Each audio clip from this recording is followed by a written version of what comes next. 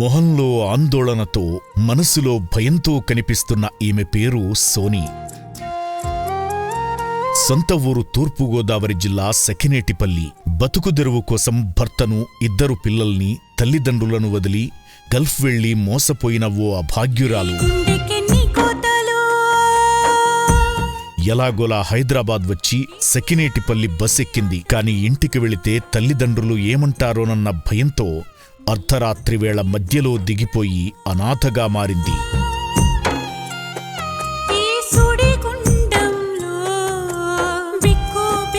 ఈమె పరిస్థితిని గుర్తించిన పోలీసులు రాత్రివేళలో ఆమె భద్రత కోసం అమ్మానాన్న అనాథ ఆశ్రమంలో రక్షణ కల్పించారు.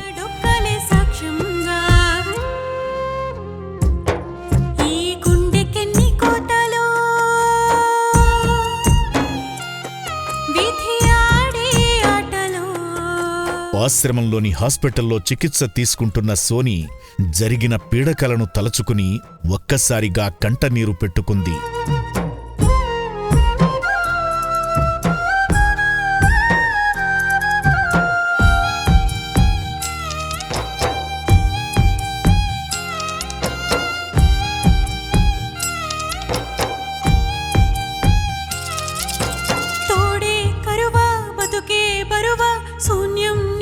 సోని చెప్పిన ఫోన్ నంబర్కు ఫోన్ చేసి వివరాలు చెప్పడంతో తనను తీసుకువెళ్లేందుకు తల్లి మేరీబాయి రావడంతో సిబ్బంది తల్లి దగ్గరకు తీసుకువెళ్లారు.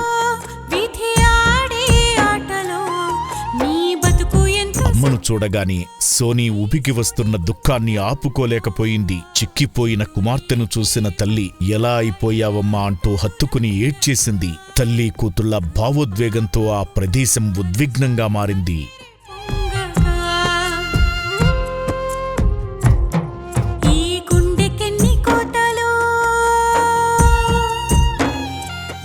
మీ నాన్న ఏమీ అనరమ్మా, ఇంటికొచ్చేయి.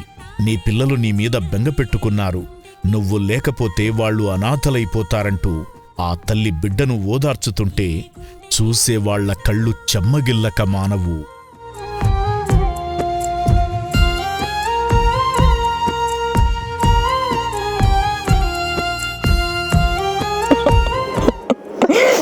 నాన్న కూడా ఎంత కంగారైపోయాడో నిన్న చెప్పేటప్పుడు.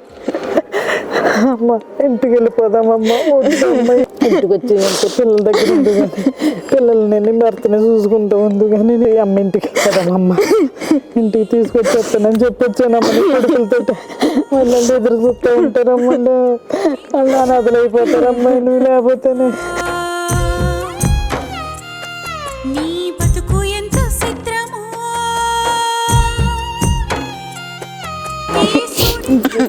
ఇంటికి వెళ్ళిపోతాం పిల్లల దగ్గర ఉంటుంది కానీ ఏమో సంపాదించలేదు చేయలేదని నేను ఏమన్నా.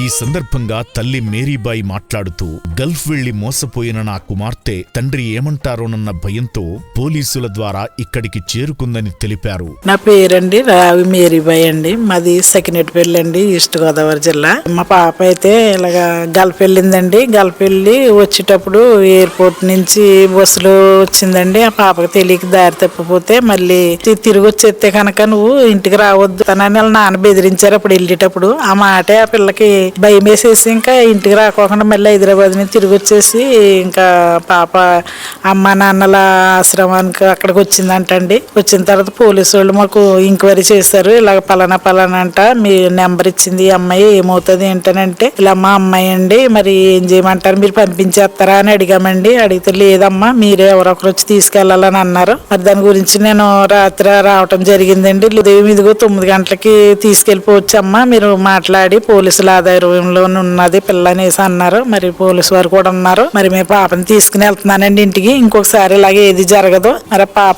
కొంచెం అమాయకత్వం అండి, అందుకని ఇంకా అది ఏదన్నా చెప్తే ఆ మాటలే గుర్తు పెట్టుకుని కంగారు అవుతా ఉంటది. ఇంకా రెండోసారి అలాంటిది ఏమీ జరగదండి. పిల్ల బాధ్యత అంతా మాదే. ఇంకా పాపకి అన్ని మేమే చూసుకుంటాము. ఇంటికి వెళ్ళినా కూడాను మేము మరి ఇప్పుడు తీసుకుని వెళ్తున్నామండి పాపని. అనంతరం సోనీని తల్లికి అప్పగిస్తున్నట్లుగా పత్రాలపై సంతకం పెట్టించుకోగా ఇంటికి వెళ్లే ముందు అమ్మా నాన్న అనాథ ఆశ్రమ వ్యవస్థాపకులు గట్టు శంకర్ గారిని కలవగా గురూజీ ఇంటికి వెళ్లిన తరువాత వైద్యం తీసుకుని జాగ్రత్తగా ఉండమని మంచీ చెడ్డా చెప్పారు. అయిన వారంటూ ఎవరూ లేని అనాథలను, మతిహీన అభాగ్యులను, మోసపోయి జీవితంలో ఓడిపోయిన అనాథలను పోలీసుల సాయంతో చేరదీసి వారిని సొంత గూటికి చేర్చుతోంది అమ్మానాన్న అనాథ ఆశ్రమం. ఇక్కడ జీవిస్తున్న దిక్కులేని దీనుల మనుగడ కోసం మీ వంతు సాయం చేసి పుణ్యం కట్టుకోండి. ఈ వీడియోని షేర్ చేసి అనాథలకు పునర్జన్మనిస్తున్న అమ్మానాన్న అనాథ ఆశ్రమానికి అండగా ఉండండి.